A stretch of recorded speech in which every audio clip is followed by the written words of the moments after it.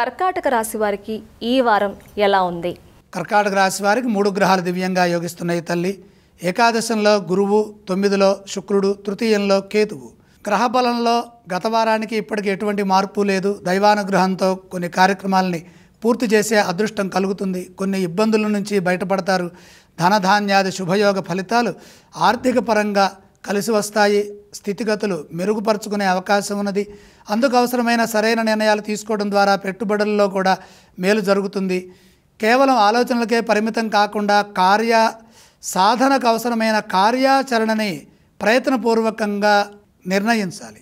మీ కృషిని బట్టి ఫలితం ఉంటుంది. ముఖ్య కార్యక్రమాల్లో శ్రద్ధ పెంచండి. కాలానుగుణంగా నిర్ణయాలు తీసుకుంటూ సాధ్యాసాధ్యాలని అర్థం చేసుకుంటూ వాటిని అమలు చేసే ప్రయత్నం చేస్తే మీ కల సాకారం అవుతుంది. మీరు దేనికోసం ప్రయత్నం చేస్తున్నారో దాని యందే శ్రద్ధ పెంచండి. అప్పుడే మీరు సఫలీకృతులవుతారు.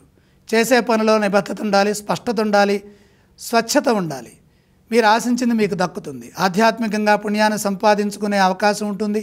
వృత్తి ఉద్యోగ వ్యాపారాల్లో సకాలంలో నిర్ణయాలు తీసుకొని పనులు పూర్తి చేసుకోవాలి.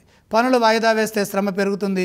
వ్యాపారంలో ఇబ్బందులు ఎదురుకాకుండా తగు జాగ్రత్తలు తీసుకుంటూ బుద్ధి చతురతతో లక్ష్యాలను చక్కగా పూర్తి చేసుకోవాలి. ఈ రాశివారు ఏ స్తోత్రాన్ని పఠించాలి గురుగారు? కర్కాటక రాశివారు ఇష్ట దైవ స్మరణ చేయడం మంచిది. గురుగారు, ఈ రాశివారు ఏ ఆలయాన్ని సందర్శిస్తే మంచిది? ప్రధానంగా శివ దర్శనం మేలు చేస్తుంది. కర్కాటక రాశివారు ఏవి దానం చేస్తే శుభప్రదం గురుగారు? కుజుడు ద్వాదశంలో ఉన్నారు. కందులు దానం చేస్తే శాంతం పెరుగుతుంది.